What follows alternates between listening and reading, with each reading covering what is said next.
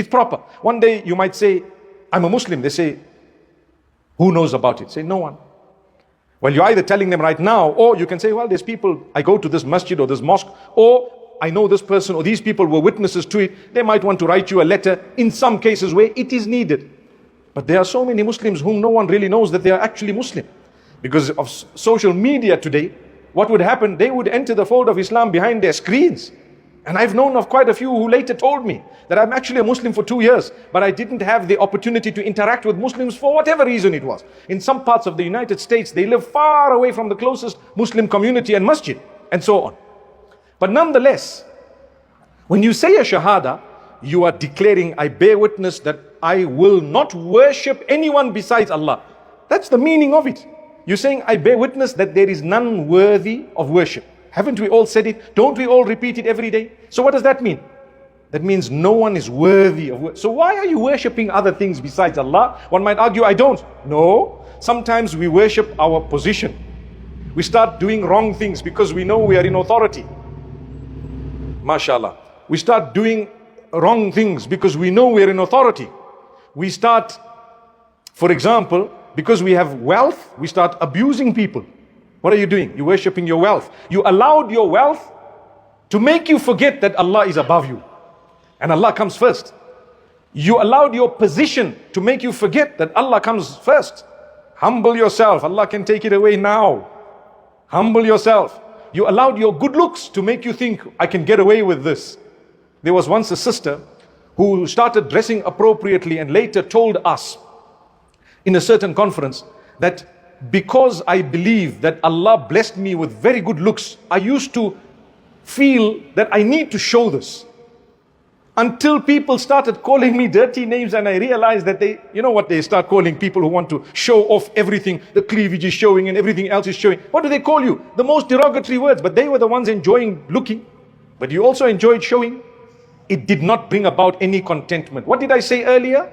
I said when you follow the rules of discipline, there are rules and regulations. They will bring about contentment. You are happy. It's for you. It's for your spouse. And Allah knows and He blessed you. Enjoy whatever you can within what is pleasing to Allah. If you cannot regularize it, you've chosen not to do it. I can't regularize showing off something that Allah told me to cover in a public place, because end of the day, it's a form of difficulty. Notice I avoided the use of hypocrisy. Do you know why? Because when you are struggling to get closer to Allah, you're not a hypocrite. Something very important. Many people forget that. They see a sister or a brother and he's struggling with his prayer. It doesn't make him a hypocrite. In fact, he is a friend of Allah, coming closer to Allah every day. So don't allow your struggles to make you think you're a hypocrite. In fact, as you are progressing, you should be thankful to Allah that Allah is allowing you to get closer and closer to Him. When we are speaking from the pulpit, we have to be very careful, because if you are coming to the masjid, say twice a day, or you are fulfilling your salah, say thrice a day, you know there's 5 prayers a day, right? But you never used to pray at all. If I told you, brother, you're a hypocrite, who am I? Who am I to say that? So I can't say that to you because I don't know your struggles, but rather let me encourage you, and the encouragement will serve for myself and for others to say, you are doing better than yesterday. Inshallah, there's room for improvement. Let's do better than today, tomorrow, but let's not go backwards. That's a beautiful speech. You follow what I'm saying? A person swears. When you swear, it's a sign of hypocrisy. The Prophet ﷺ did not say you are a hypocrite, but he says it's a sign of hypocrisy. Let me quickly mention to you a beautiful hadith. The Prophet ﷺ mentioned some of the signs of hypocrisy. In one narration, there's 3. He says, Ayatul Munafiqi Thalath. And he's mentioned different signs on different occasions, but these 3 he mentioned at once. The signs of a hypocrite are 3. إِذَا حَدَّثَ كَذَبَ. When he speaks, he lies. He lies. Someone says, so what do you do for a business? Say, hey, I sell exotic motor vehicles. And brother, you don't even have the Harley Davidson that rocked up just now. You don't even own it. But you started lying. Did you hear the Harley? Did you guys hear it? Guess what? It's not a Harley. I just looked out. But nonetheless, it's a beautiful thing. Why lie? Just tell them, you know what, mashallah, none of your business. That's a good answer. You didn't lie. Recently, someone asked me, how many wives do you have? Did you hear that one?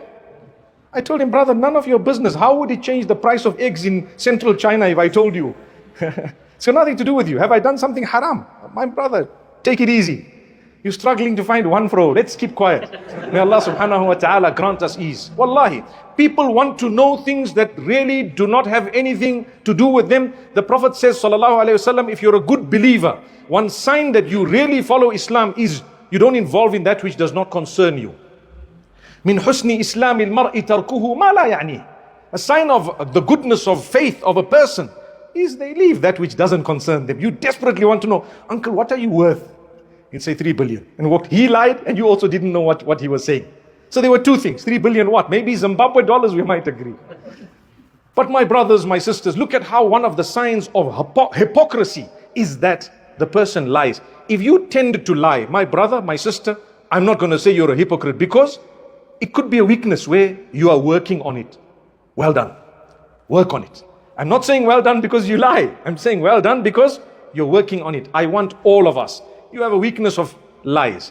No matter what it is, work on it. Today is Jumu'ah. It's a Friday. It's a blessed day. One wonders if we're going to get another opportunity to talk to each other. Don't lie. Cut it out. It won't get you anywhere. Even if people really thought you were someone that you really aren't. You are not. It's okay. Tell the truth. From now on, just speak the truth. Keep quiet or tell them it's none of your business, but don't lie. It will help you in your connection with Allah. You know why? It frees you from hypocrisy. What type of hypocrisy? The amali one, the one which is with your deeds. Don't lie anymore. وَإِذَا وَعَدَ أَخْلَفَ. A sign of hypocrisy is when a person promises and they break the promise. They tell you, don't worry, I'll give you a job. Then when you are really looking for that job afterwards, he says, I changed my mind. That is a sign of hypocrisy. And then they'll come to you and say, the scholar said that I'm allowed to change my mind. But hang on, I based my life on what you said to me. And you never clarified it to say, I'm going to try, or maybe. You said it loud and clear. A lot of people have this habit. Don't worry, man, I'll sort it out for you. And then when you're in the soup, they run away. They run away either because they lied that they had the context or whatever it was, or they lied about who they were, or they simply say, we changed our mind. Don't do that. Don't do that to someone. You let them know from day one that, listen, I had told you that I will get you a job, but unfortunately I'm not going to be able to get you that job anymore because what I had planned is not happening. But let them know before they have already done what?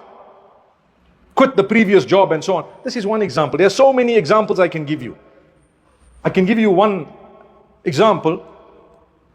You know, we spoke about a promise that someone makes. We spoke about lies. The two are connected because one is also falsehood and the other one is a type of falsehood. إِذَا وَعَدَ أَخْلَفَ. When a person promises, they break the promise. I give you another example of truthfulness where people sometimes are lacking. You see, people use religion to their advantage.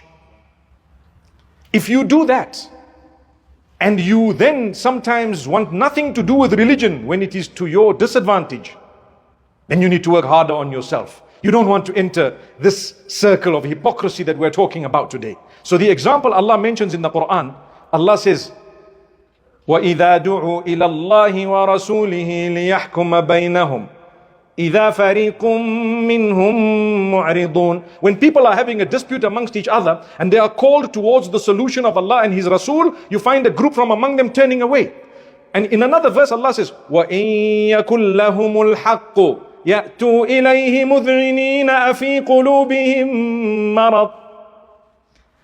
When they are gaining something from that, they will quickly come. Are their hearts diseased? Allah is asking. What does that mean? Say we have a dispute, monetary, whatever else it might be, and I tell you, brother, according to Sharia, you owe me 20 million. Again, today we're talking about Zimbabwe dollars. Don't get too excited. And then the brother says, no, I'm not interested in that.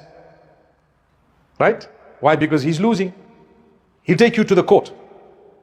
Why did he take you to the court? Simply because he thought he's going to gain there. You see.